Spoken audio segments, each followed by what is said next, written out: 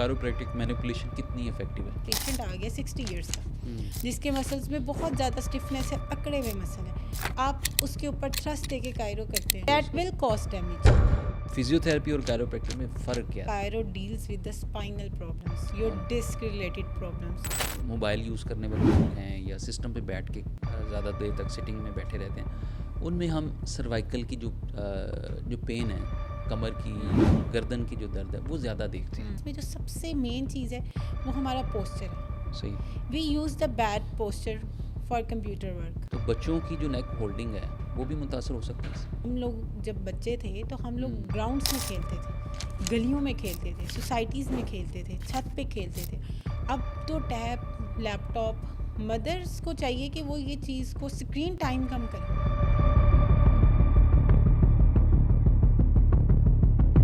अस्सलाम वालेकुम नाज़रीन, मैं डॉक्टर माडा, उम्मीद करते हैं आप सब खैरियत से होंगे। इस सेहत बैठक पॉडकास्ट में डॉक्टर माडा में आप सबको खुशामदीद कहते हैं। नाज़रीन, जिस तरह से हम आप सबके सामने ऐसे मौजू को लाते हैं जो आप तक पहुंचाना बहुत ज़रूरी है। हमारे यहाँ मिसकॉन्सेप्शन भी हैं और हेल्थ से रिलेटेड जो मसाइल हैं उनको उस तरह से कैटर नहीं किया जाता, उस पर बात नहीं होती।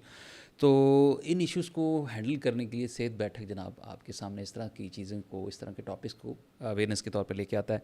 तो आज भी हम एक अहम मौजू बात करने जा रहे हैं और वो जनाब है फ़िज़ियोथेरेपी। और फ़िज़ियोथेरेपी के अंदर भी बहुत सारी डोमेन्स हैं, उन सारी चीज़ों को डिस्कस करेंगे। स्पेशली जनाब हम कायरोप्रैक्टर जो कहलाते हैं, जो प्रैक्टिस की जाती है पाकिस्तान में, इंडिया में और इस पूरे इस खित्ते में, इसको हम किस तरह से देखते हैं और लोगों की क्या अप्रोच है। हमारे दरमियान मौजूद हैं आज जिनको हमने मदऊ किया है, डॉक्टर इसरा इम्तियाज़ जो कि कंसल्टेंट फ़िज़ियोथेरेपिस्ट हैं। साथ साथ जनाब पाकिस्तान की पहली वो ख़ातून है जिन्होंने कायरोप्रैक्टिक में अपनी सर्विसेज प्रैक्टिस कर रही हैं। आपको डॉक्टर साहब खुशामदीद कहते हैं। अस्सलाम वालेकुम। अच्छा, थोड़ा सा बताएं कि पहले तो कायरोप्रैक्टिक के हवाले से हम जानना चाह रहे हैं कि कायरोप्रैक्टर जो होते हैं उनकी अप्रोच थोड़ी सी डिफरेंट होती है। मैं ये पहले जानना चाहता हूँ कि फिजियोथेरेपी और कायरोप्रैक्टर में फ़र्क क्या है, थोड़ा सा ये रोशनी डालें। देखें, जो क्लियर इन दोनों में फ़र्क है वो ये है कि physio deals with the muscular problems and the chiro deals with the spinal problems, your disc related problems. Physios में आप मस्कुलर हेल्थ को मेंटेन करवा रहे हैं, पेशेंट की पेन मैनेज कर रहे हैं, और कायरो में आप बॉडी के अपने ही हार्मोन्स रिलीज़ करवा रहे हैं, और स्पाइनल जो मिसअलाइनमेंट्स हो जाती हैं उसको अलाइन कर रहे होते हैं। There is a clear difference. और ये कायरो से हो जाता है? जी, एग्जैक्टली। कितना सक्सेसफुल है ये? अल्हम्दुलिल्लाह, मैंने जो अपनी फील्ड में अभी तक प्रैक्टिस में देखा है, मुझे तो 99.9% आई मस्ट से कि कायरो इज़ सक्सेसफुल। जो 1%, 0.1% नहीं है, वो इस वजह से नहीं है कि हमारी जो आवाम है, बहुत सी जो लोग हैं उनको ना हाउ नहीं है, मतलब समझ नहीं रखते, अवेयरनेस नहीं है। अभी अवेयरनेस नहीं है इस चीज़ की, क्योंकि ये एक इंटरनेशनल ट्रीटमेंट है। पाकिस्तान में इसको बहुत ज़्यादा भी जो लोगों को है उसके बारे में अवेयर किया ही नहीं गया।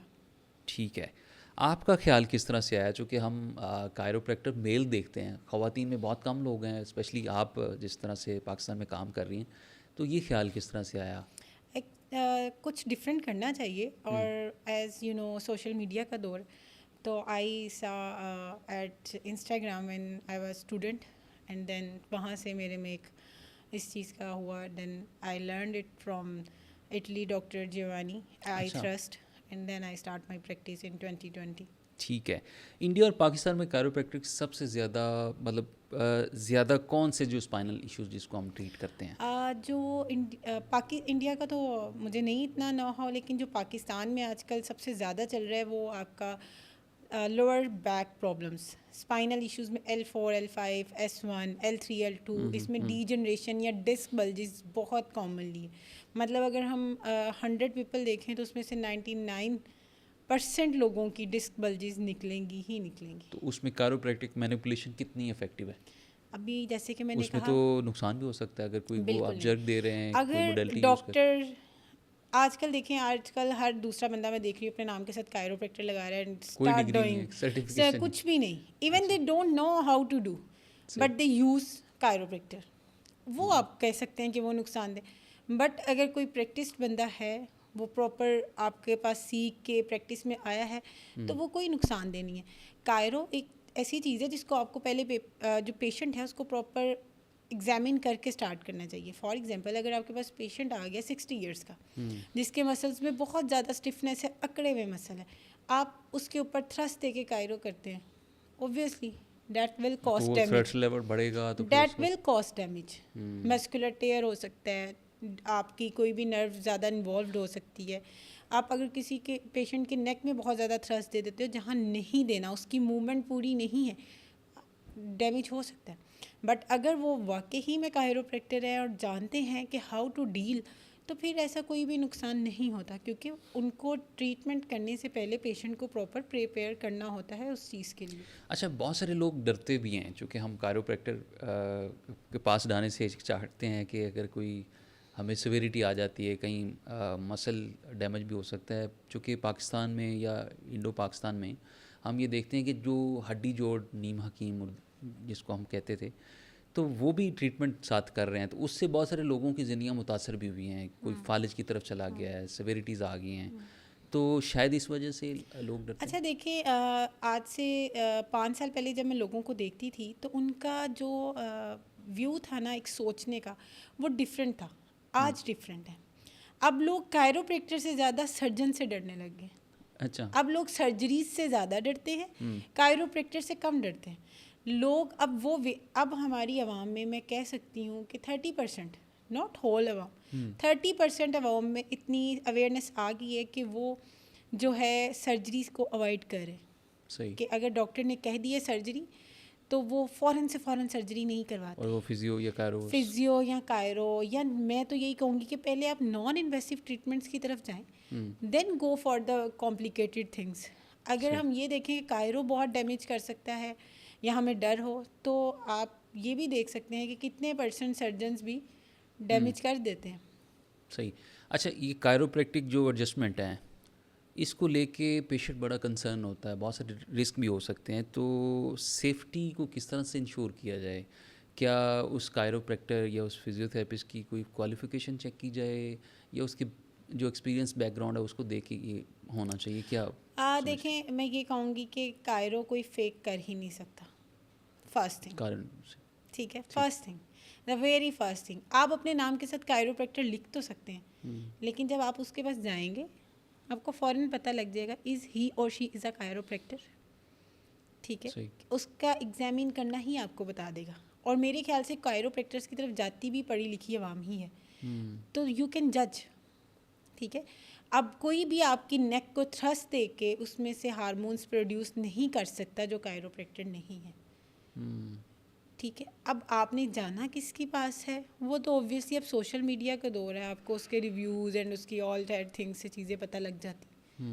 अच्छा, सोशल मीडिया पे जो वीडियोस सामने आती हैं, लोग बड़ा वो उसको थ्रस्ट दे रहे होते हैं, मूव कर रहे होते हैं डिफरेंट एंगल्स पे जाके, एकदम वो जर्क आता है, एक साउंड भी क्लिक करती है, तो वो लोग वो उसी को देख के रियलिटी में वो नहीं आता ना. रियलिटी में नहीं. जब आप जाएंगे रियल में, जो कायरोप्रैक्टर नहीं है तो उसका नहीं आएगा. ठीक है, कायरो एक बहुत हसास चीज़ है जिसको, तो वो साउंड किस तरह से प्रोड्यूस वो होता है? मेरे ख्याल से तो कोई एडिटिंग करते होंगे. ठीक है, अगर आप वाकई ही में कायरोप्रैक्टर हैं, साउंड आएगा. हर पेशेंट का आना ज़रूरी नहीं है. That is a popping sound जो आपके एयर फ्लूइड से क्रिएट होता है बॉडी में. हर पेशेंट का आना ज़रूरी नहीं है, बट द थिंग इज़ कि हमें उसकी पोजीशनिंग ठीक रखनी है, हमें जॉइंट की मोबिलाइजेशंस ठीक रखनी है. सही. अच्छा, दूसरा जो हम देखते हैं पाकिस्तान इंडिया में, इस खित्ते में, कि मस्कुलर जो वीकनेस हो जाती है, पोस्चर इम्प्रूवमेंट और वर्क से रिलेटेड जो मस्कुलोस्केलेटन डिसऑर्डर्स हैं, और इसके बाद जो प्रोफेशनल अप्रोच होती है वो हम उस तरह से नहीं देखते, फिजियोज़ में भी उस तरह से हम नहीं देख रहे, या जो कंसल्टेंट्स हैं, इसके पीछे क्या कारण, क्या वजह समझती हैं कि लोगों को उतना तजुर्बा नहीं है जो ट्रीट कर रहे हैं? देखें, पाकिस्तान में ना एक हम ये कह सकते हैं कि हमारी पढ़ी लिखी आवाम भी जाहिलियत में ही है. ठीक है, हम में से कितने ही लोग हैं जो अपनी लाइट सी पेन को लेके कंसर्न्ड हो जाते हैं. हमारे घर में आप अगर मदर्स देख लें, हमारी मतलब कोई भी देख लें आप, अगर किसी को बैक एक है तो दे विल नेवर से कि मुझे कमर दर्द है चलो डॉक्टर के पास. They try to get manage that thing by medication. खुद से हम डॉक्टर्स बन जाते हैं, न्यूब्रल खा ली, ठीक है, और कोई भी पेन किलर ले ली और ओके है. ठीक है, आपकी जो मस्कुलर वीकनेस है वो एक दिन में कभी भी नहीं आती. इट टेक्स टाइम, सही। ठीक है। उसके पीछे रीज़न आप कहीं ना कहीं खुद होते हैं, ठीक है। आपको पेन हो रही है, why you are ignoring that. आप किसी भी चीज़ को इग्नोर मेडिकेशन से इग्नोर ना करवाएं, ठीक है। फॉर एग्जांपल अगर आपको बार बार फीवर ही हो रहा है, तो अगर हम उसको इग्नोर करेंगे तो वो हमें डैमेज करेगा। अच्छा, कायरोप्रैक्टर को चूज़ करने में क्या पेशेंट को क्या देखना चाहिए सबसे पहले, क्योंकि उसको अगर लगता है कि ये कायरोप्रैक्टर है या नहीं है, जिस तरह से आप बात कर रही? देखिए, मेरा नहीं ख्याल कि कोई बहुत ज़्यादा देर तक फेक बन के रह सकता है कायरो। अभी आप अगर हमारे ही इर्द गिर्द देख लें तो वही लोग चल रहे हैं जो वाकई ही में कायरोप्रैक्टर हैं। अगर कोई प्रैक्टिस में नहीं आता वो ज़्यादा देर चल भी नहीं पाता, क्योंकि कुछ ना कुछ ऐसे कर देगा जिससे पेशेंट को पता लग जाता है। और बाकी ये है कि कायरो एक जो है सेंसिटिव चीज़ तो है, लेकिन बहुत ज़्यादा बेनिफिशियल भी है। अभी कुछ पेशेंट्स को ही इतना नो हाउ नहीं होता। जैसे एक मेरे पास ही 65 ईयर्स के बाबा जी आए और उन्होंने मुझे आकर कहा कि नहीं मेरी आज ही एडजस्टमेंट करें, मेरी आज ही एडजस्टमेंट करें, मैं तो ऑल द वे पेशावर से आया हूँ। And I was like why, मैं नहीं करूँगी। अगर आप चाहते हैं, कायरो में सिर्फ 2 मिनट्स लगते हैं, मैं कर देती हूँ, बट आप पहले मुझे फॉर्म साइन कर दें कि कोई भी नुकसान होता है तो वो आप जिम्मेदार हैं। सही, ठीक है। तो लोगों को भी ये चीज़ समझनी चाहिए कि कायरो हर किसी के लिए नहीं है। फॉर एग्जाम्पल आपकी नेक की मूवमेंट ही प्रॉपर नहीं है तो how can someone do the chiro? Chiro is not for everybody, ठीक है। तो first we should try to do the physio कि आपके मसल्स रिलैक्स रहे, then we should go toward chiro. तो क्या कायरोप्रैक्टिक जो अप्रोच है या कायरोप्रैक्टिक जो केयर है वो फिजियो के साथ कंबाइन की जा सकती है ताकि वो सेफली? आई थिंक सो कि कायरो होनी ही फिजियो के साथ चाहिए। कायरो आपको डायरेक्टली करनी ही नहीं चाहिए। सही। जहाँ से मैंने सीखा, I trust doctor Giovanni Buffenti, he is the father of chiropractors. उनके फादर्स भी कायरोप्रैक्टर्स थे और उनके अपने ही सेंटर जो कि इटली में है, उसमें उनके 50 physiotherapist are working. First they go for the physio session, then they go for the chiro. Chiro अकेले में डैमेज कर सकती है, बट अगर कायरो फिजियो के साथ की जाएगी, आपके मसल्स रिलैक्स होंगे, तो कायरो कांट डैमेज यू।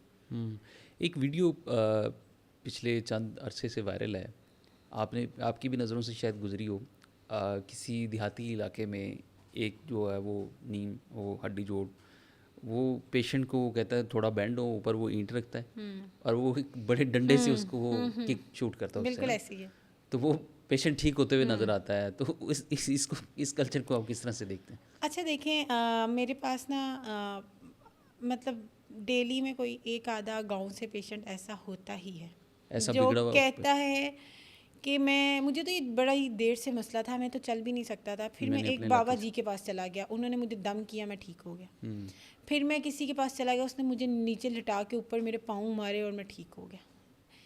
ये आई डोंट नो कि ये क्या चीज़ है, आपकी मेंटेलिटी है या आपकी ऐसा क्या हो जाता है कि हालांकि जो मोहरों का मरीज़ है उसके लिए तो ज़मीन पे लेटना ही एक समझ लें गुनाह है, और वो कैसे लिटा सकते हैं? ठीक है, ये वही वाला हिसाब है कि जैसे हकीमों के पास एक फकी होती है जो उनके दादाजी बना देते हैं और वो पूरी लाइफ चलती रहती है, जिसके पेट में दर्द है उसने वही खानी।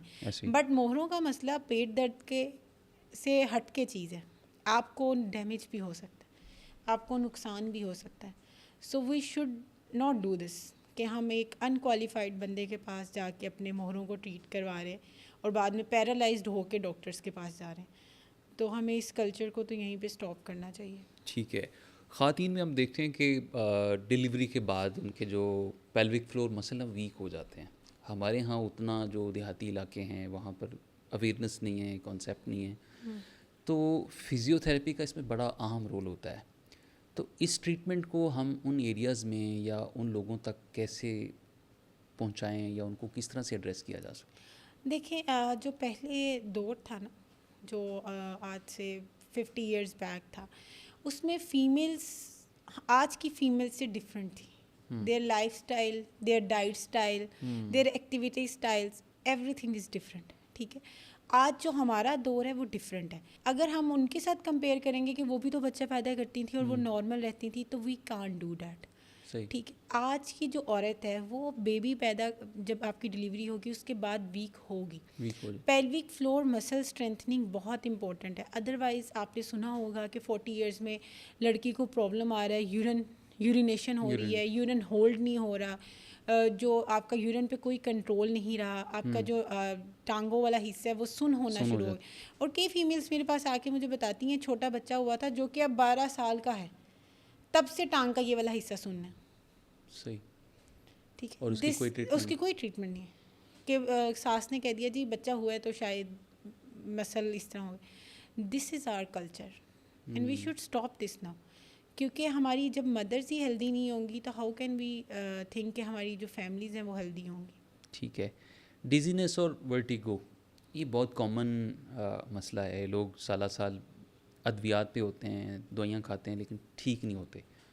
तो फिजियोथेरेपी इसमें किस तरह से हेल्प आउट हो अच्छा, सकती है? रिसेंटली अभी मैंने अपने पेज पे एक वीडियो अपलोड की और उसमें मुझे एक बड़ा अच्छा कमेंट आया कि आप ना ये काम ENT का ही रहने दें, आप ना इस पे बोलें। कोई डॉक्टर था? ठीक, कोई रैंडम ठीक।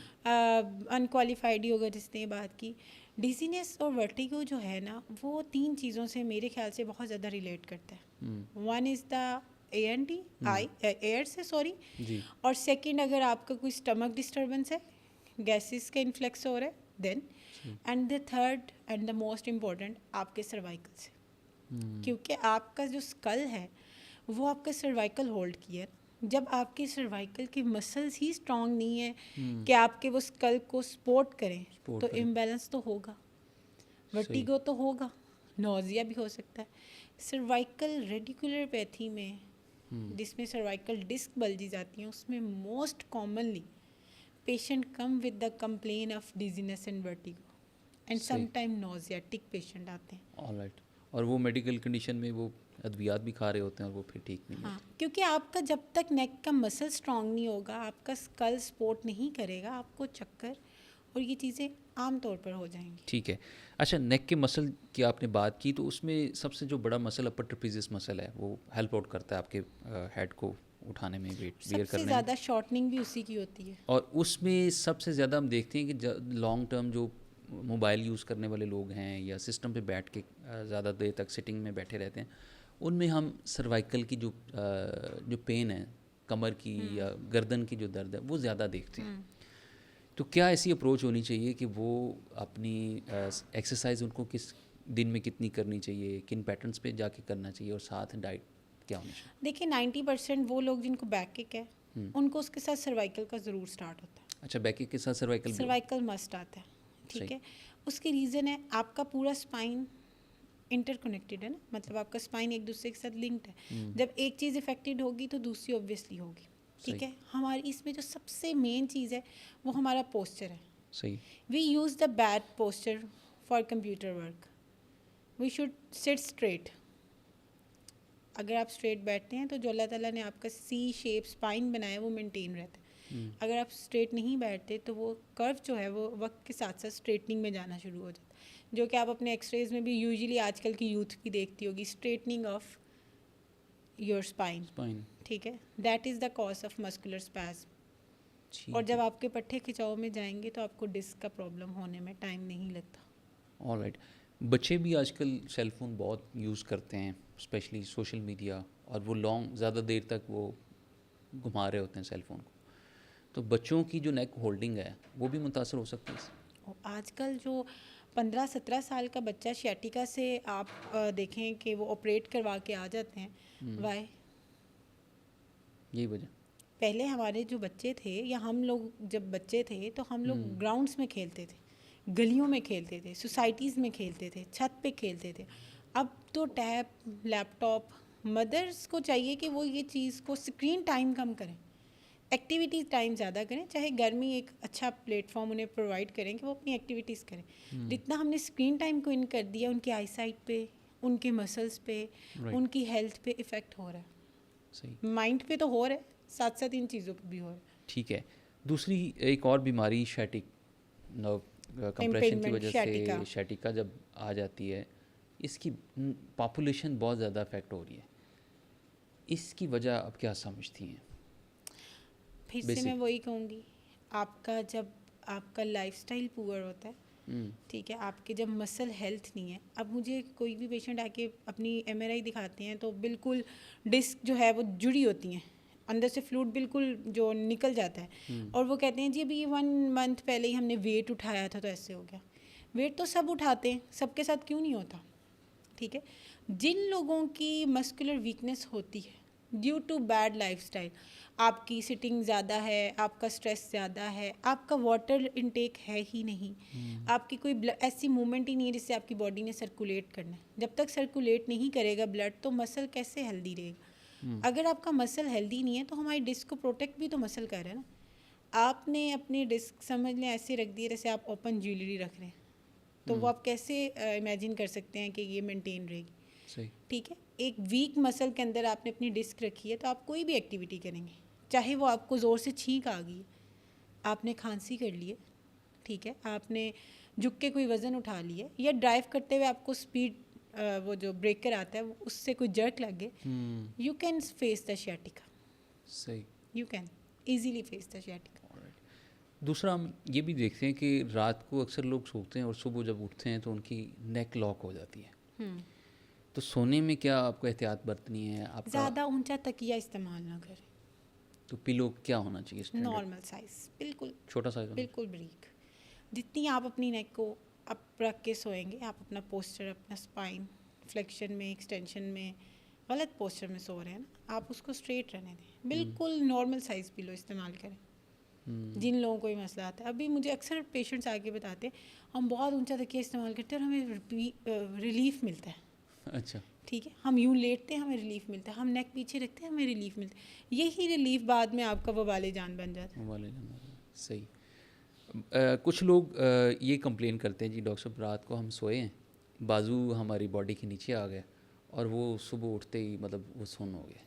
तो बाजू को कोई तो ऐसी क्या एक्टिविटी दें ना कि जिससे वो बाजू का मसल हेल्दी हो, वो आपको बेयर करे, उसे कोई सर्कुलेट करवाए। फीमेल कहती है हम तो बहुत काम करते हैं, अब उनका काम क्या है, किचन में खड़े रहना। This is not the activity. Activity must be your morning walk, ठीक है, जो हम खुद भी नहीं करते। ऐसी we are compromise at our work and we don't do that, ठीक है। तो अब जब तक अपनी बॉडी को सर्कुलेट नहीं करवाएंगे, कोई ट्रेनिंग करें, कोई जिम्स जाएं, कोई योगा करें, फिटनेस, आप अगर देखें तो जो बाहर के लोग हैं they are fit more than us. ऐसे ही क्यों? क्योंकि Physical activity. They go to the they travel with cycles. Cycling is a good activity but we don't, ठीक है। हम एक से दूसरी दफ़ा स्टेयर्स चढ़ते हैं तो हमारा सांस अप हो जाता है। वाई? हर ये जो मैं कहूँगी कि जो हमारा स्पाइनल रिलेटेड इशू है, एक तो हमारे पोस्चर से आ रहा है और दूसरा हम बॉडी की सर्कुलेशन ही नहीं करवा। अगर हम बहुत ज़्यादा देर बैठे रहते तो हमें चाहिए 1 घंटे बाद हम उठ के 2 चक्कर लगा लें ताकि हमारा स्पाइन पे कंप्रेशन ना हो। ठीक है, लेकिन ये तभी समझ आती है जब आप फेस कर लेते हैं जब आप पे आती है तो फिर बिल्कुल होता है। ऐसे ही। दूसरा आपने बात की किचन की, तो ख़ातीन को जो ज़्यादा इशू आता है वो कार्पल टनल सिंड्रोम, जिसको हम ये खाना पकाते वजह की वजह से, तो बहुत सारी ख़ातीन इससे सफ़र होती हैं, फिर काफ़ी अरसे ट्रीटमेंट भी चलती रहती। तो क्या ऐसी एक्सरसाइज होनी चाहिए घर पे वो करें ताकि इस चीज़ से वो सेफ़ रहें? देखिए कार्पल टनल सिंड्रोम जो है ना वो मीडियन नर्व की इम्पेंचमेंट होती है, ठीक है। उसमें क्या है कि जो ख़वातीन माशाल्लाह हर वक्त चम्मच घुमाती रहती हैं उनके साथ ये होता है, ठीक है। लेकिन अब ये क्यों होता है? उसकी रीज़न पीछे यही होती है कि आपकी बॉडी स्ट्रॉन्ग नहीं है, या तो आपके वाइटामिन्स लो हैं, जो कि अमूमन ख़वातीन में कितनी ख़वातीन हैं जो 40 के बाद अपने वाइटामिन्स चेक करवाती हैं? बहुत कम। No one. कितनी ख़वातीन हैं जो अपनी बेबीज़ के बाद अपने फॉलिक एसिड, अपने मल्टीविटामिन, अपने विटामिन डी मेंटेन कर रही? हमारी बॉडी में विटामिन्स की डेफिशिएंसीज भी हमारे जॉइंट्स प्रॉब्लम करवाती हैं। तो उसके लिए कोई ऐसे सिम्टम्स होने चाहिए ताकि पेशेंट्स को पता हो कि ये सिम्टम्स आएंगे तो हमें ये इस विटामिन की कमी होगी। हल्की हल्की सी नमनेस बॉडी में, ठीक है, नमनेस आना शुरू हो जाती है, सोते हुए बेचैनी, टांगों को स्ट्रेच करना पड़ता है, रेस्टलेस लेग सिंड्रोम जिसे कहते हैं वो आना शुरू हो जाता है मैग्नीशियम की कमी की वजह से, लेथार्जिक हो जाते हैं। ठीक है। मतलब आप हर वक्त बिला वजह ही थके हुए, आप सो के उठ के भी थके हुए, this is the sign of your vitamin deficiencies. सही है। अच्छा, जो ख़वातीन जिनको जो ओबीस होती हैं, उनमें सबसे ज़्यादा रिस्क किस बीमारी का आप देखती हैं बीइंग अ फिजियोथेरेपिस्ट? अच्छा देखिए, अब कुछ लोग मेरे पास, बहुत से लोग आके ये क्वेश्चन करते हैं कि हम शायद मोटे हैं तो हमें ये मसला हो गया। ज़्यादातर लोग यही सोचते हैं। ज़्यादातर सोचते हैं, लेकिन मैं अगर 50 पेशेंट मोटे देखती हूँ ना, तो 50 पतले भी देखती हूँ।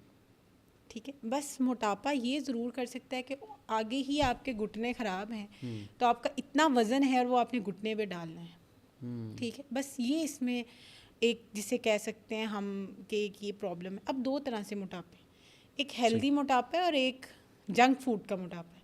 सही। ठीक है, तो आप में कितनी फैट्स हैं वो मैटर करती हैं।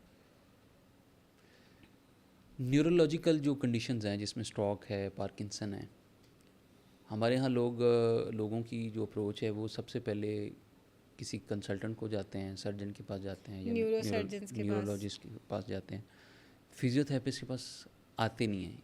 ये एक तो डॉक्टर रिकमेंड नहीं करते, थोड़ा सा हमारा जो मेडिकल का जो शोबा है वो रेफरल बहुत कम है।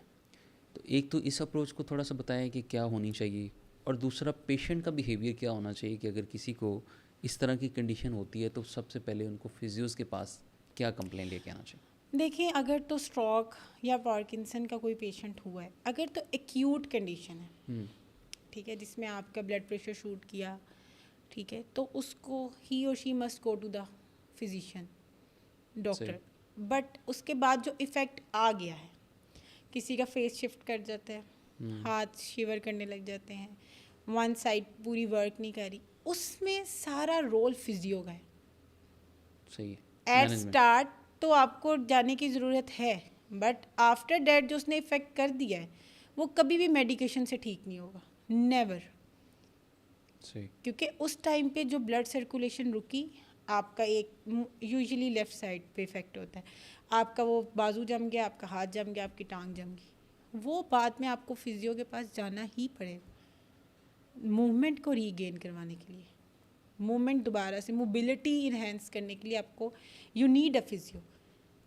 और डॉक्टर्स को भी चाहिए और हमें भी चाहिए और लोगों को भी चाहिए कि इस चीज़ की अवेयरनेस रखें कि अगर फालिज है, चला नहीं जा रहा, तो ये नहीं सोचें कि ये ज़िंदगी भर चल ही नहीं सकता। Why there is physiotherapist that study for the 5 years, ऐसे they are for regain, for reactive your lifestyle. सही, बिल्कुल। ये कायरो प्रैक्टर और साथ फिजियोथेरेपिस्ट, ये तो फिजियोथेरेपिस्ट बिल्कुल बड़ा अहम रोल होता है। आपकी जो लाइफस्टाइल की बेहतरी के लिए भी ये काम किया जाता है, और आपकी जो बहुत सारे लोग जो सेडेंटरी लाइफस्टाइल गुजारते हैं उनकी मैनेजमेंट में भी बड़ा हेल्प आउट हो सकता है। डॉक्टर साहब, थोड़ा सा मैं जानना चाहूँगा कि आपकी प्रैक्टिस में कोई ऐसा पेशेंट, कोई ऐसी स्टोरी आप हमसे शेयर करना चाहें हमारे लिसनर्स व्यूवर्स को, कि ताकि उनको उस स्टोरी से कोई मोटिवेशन मिले ताकि वो अपनी लाइफ में कुछ बेहतरी लेके आ सकें। अच्छा, जब स्टार्ट में मैं प्रैक्टिस कर रही थी, मेरा शायद 2nd ईयर था, मतलब प्रैक्टिस में, तो मेरे पास एक पेशेंट आई जिनकी मैंने रिव्यू भी अपने पेज पे शेयर किया, और जब मैंने उनकी MRI देखी तो उसके अकॉर्डिंग उनकी 7 mm जो डिस्क थी वो स्लिप थी। अच्छा। ठीक है, काफ़ी एक बहुत बड़ी प्रोट्रूजन थी। उनकी एज 26 थी and she can't walk properly. वो एक पहले व्हीलचेयर पे थी और उनको लिटाना भी जो बेड पे है वो हमारे लिए मुश्किल था कि वो बेड तक कैसे जाएं। देन मैंने जब MRI देखी, I refuse to treat. I said कि इनकी बहुत ज़्यादा डिस्क बाहर आ चुकी है, तो she must go into the surgery. I recommend surgery and I said to go to the surgeon.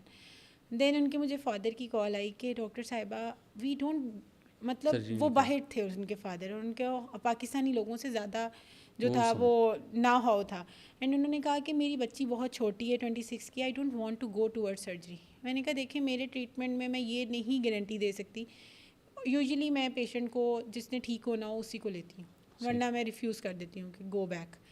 तो मैंने कहा मैं गारंटी नहीं दे सकती कि ये पेशेंट ठीक हो या नहीं हो। उन्होंने कहा हमें कोई मसला नहीं है, क्योंकि उनको ये पता था कि इनके ट्रीटमेंट से अगर ठीक नहीं होगा तो मसला वर्स भी नहीं होगा।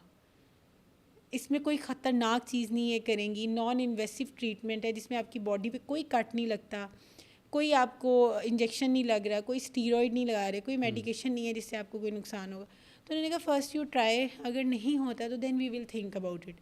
सही। मैंने कहा चले आप मुझे ना पहले 1 वीक दे, उसको मैंने मेडिकेशन से बड़ी पहले उनकी पेन मैनेज करनी, देन उसको काउच पे लिटाना।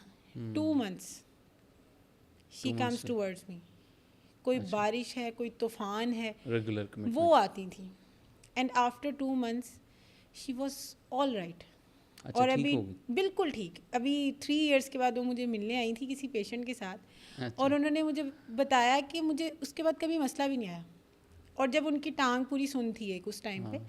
एक पूरी टांग सुन थी, सही। तो वो मुझे कहती कि एक दफ़ा मैं उठी हूँ आफ्टर 1.5 मंथ, तो मैंने कहा ये कैसे ठीक है, ये मुझे फील कैसे हो रही है। ठीक ही होगा। मतलब इतनी सुन थी कि वो फील, उसको थप्पड़ चुटकी उसके लिए कुछ तो भी एक मिरेकल होगा कि एक असर ही नहीं सर्जरी। करती थी। तो that time I came to know कि my treatment is much much effective, and then I start to do the with more confident कि अगर 7 mm डिस्क ठीक हो सकती है इस ट्रीटमेंट से। सम टाइम ऐसा होता है कि जो हमारी यंग जनरेशन है ना, मैं तो उनको रिकमेंड करूँगी कि किसी भी सूरत में फ़ौरन से सर्जरी पे नहीं जाना चाहिए। आपकी बॉडी की अपनी इम्यूनिटी होती है कि वो आपकी डिस्क को, या तो वो जो बाहर निकली है उसको, जिसे कहते हैं ना एक इनगल्फ खा जाना, ठीक है, पहले उसको जलाती है, फिर वो उसको खुद ही खा से। जाती है, खुद से खा जाती है, और सही। आपकी जो नर्व इम्पेंजमेंट है वो रिलीज़ वो हो ठीक जाती है। होना शुरू हो जाता और जो फिजियो एंड कायरो है वो इस चीज़ को इन्हेंस करती है, आपकी बॉडी की इम्यूनिटी को बढ़ाती है, आपकी Recovery की तरफ। सर्कुलेशन को इन्हेंस करती है, जिससे वो डिस्क रिवर्ट हो जाती है। है। और ये आपका जो पेशेंट है 1 महीने में ठीक हो गया। 2 मंथ्स लगे और 2 months। प्रॉपरली ठीक है। जो यूजली पेशेंट्स आते हैं उनको 5 days 4 days 10 days इतने ही लगते हैं, सही। बट वो पेशेंट थोड़ा सा बहुत ज़्यादा टफ था, जिसको मैंने देखते ही कह दिया कि गो टुवर्ड सर्जरी, एंड अल्हम्दुलिल्लाह शी इज़ फाइन। हाँ, ज़बरदस्त। अच्छा डॉक्टर साहब, आखिरी सवाल मैं आपसे पूछूंगा। बहुत सारे पेशेंट जो है ना वो ओवर एफिशिएंट बनने की कोशिश करते हैं, गूगल से सर्च आउट करते हैं। उनके हाथ में डॉक्टर बैठा है ना इस टाइम। हाँ, जब वो गूगल से सर्च करके आके डॉक्टर पे वो झाड़ रहे होते हैं, जी ये मसल ठीक है या मुझे इस बीमारी का इशू है तो आप थोड़ा बताएं, वो इम्तिहान ले रहे होते हैं डॉक्टर। तो उसको आप किस किस किस तरह से देखती हैं? देखिए मैं यही कहूँगी कि गूगल ने MBBS नहीं किया हुआ, गूगल ने DPT नहीं की हुई, ठीक है, गूगल को गूगल तक ही रहने दें। अच्छा जो आपने भी बात की वो बड़ी अच्छी बात है। People come towards me and they से हमें मोरों का मसला, हमें L4 L5 का बल्ज है। मैं आई आस्क कि आपको किसी ने डायग्नोज की है, आपको कोई MRI करवाई है, आपने कोई no no no, then how you know? चाहे वो प्रीफॉर्मिस सिंड्रोम हो, उन्होंने उसको शैटिका का नाम दे देना, चाहे वो उनकी डायबिटीज़ की वजह से खुद ही न्यूरोपैथी हो, खुद से diagnose। उन्होंने उसकी नर्व इम्पिंजमेंट कर देनी, ठीक है। हाँ तो खुद से diagnosis is a wrong decision, जिसका काम है उसी को साथ। करने दें। सही। डॉक्टर साहब एक और सवाल थोड़ा सा हट के है, चूँकि हमारे मेडिकल प्रैक्टिस में हम ये देखते हैं कि पेशेंट आया है, अगर वो बड़ा है तो वो अपने बच्चे या बेटी का रिश्ते के सीन में वो करते हैं। अगर डॉक्टर उनको वो पसंद आ गया तो वो कहता है जी मैंने अपने बेटे के लिए शादी मतलब, तो वो उस अप्रोच में देखता है। या बेटी है तो वो फिर अपने बेटे के लिए वो कर रहे होते हैं। तो ये मेडिकल प्रैक्टिस में आप इसको कैसे आपके साथ भी कोई एक्सपीरियंस हुआ होगा? यूजुअली मैंने तो बड़ा इस चीज़ को अलॉट, और मेरे ख्याल से हर किसी के साथ होता है। हाँ, मेरे ख्याल से कि हर किसी कोई के स्टोरी साथ आप सुनाना चाहें विदाउट नेम? नहीं स्टोरी तो नहीं, बट मेरे ख्याल से कि ये चीज़ तो एक कॉमन है। आप एज अ डॉक्टर नहीं भी देखें तो कॉमनली ये चीज़ें हैं, और इसमें कोई गलत बात नहीं। अगर if someone is searching you, if someone is proposing you for the रिश्ता पर्पस, तो then it's okay, it's fine. सही। आपने काफ़ी आपने भी एक्सपीरियंस किया, हमने भी किया। जाते हुए कोई मैसेज देना चाहें हमारे लिसनर्स को? मैं तो सबसे एक ही मैसेज देना चाहूँगी, और जो मैं अपनी वीडियोस में भी बार बार बोलती हूँ, कि काइंडली पेन्स को लाइट नहीं लें। अगर आपको लाइट पेन है तो उसको हैवी होने का वेट नहीं करें, गो टू द डॉक्टर्स। और अपनी किसी भी कॉम्प्लिकेटेड चीज़ों से, मेडिकेशन से, सर्जरीज से पहले अवॉइड ही करें। अगर आप नॉन इन्वेसिव लाइफस्टाइल से ठीक हो जाते हैं, कुछ लोगों को लगता है एक्सरसाइज तो कुछ नहीं करेगी, ये तो कुछ नहीं करेगा, फिजियो तो कुछ नहीं करेंगे, कायरो तो कुछ, ऐसा नहीं है। एक्सरसाइज आपकी बॉडी के सर्कुलेशन में, आपकी मसल स्ट्रेंथन अप में हेल्पफुल है, जो फिजियो है वो आपकी सर्कुलेशन में, आपकी पेन रिलीफ में हेल्पफुल है। जो कायरो है वो आपकी बॉडी की अलाइनमेंट में, आपकी बॉडी के हार्मोन्स और प्रोटीन्स प्रोड्यूस करने में हेल्पफुल है। तो अगर आप नॉन इन्वेसिव ट्रीटमेंट से ठीक हो सकते हैं तो why you go towards the surgeries and steroidal injections. बिल्कुल जी। Thank you very much once again we have with us doctor Isra Imtiaz, जो कि कंसल्टेंट फिजियोथेरेपिस्ट और कैरोप्रैक्टर हैं, और आज के इस पॉडकास्ट में हमारे साथ मौजूद थी और बहुत सी ऐसी अनफिल्टर्ड कन्वर्सेशन भी हमने की। उम्मीद करते हैं कि आज का ये पॉडकास्ट आपके लिए बड़ा मुफीद और लर्निंग पर्पज़ से भी बड़ा अहम और अच्छा जाने वाला है। तो ज़रूर आज के इस पॉडकास्ट को आपने देखना है, सुनना है और अपने लोगों तक भी जनाब इस इन्फॉर्मेशन को शेयर करना है। तो अपने दोस्त, अपने होस्ट आज डॉक्टर माडा को इजाज़त दीजिए। अल्लाह ने के बाद।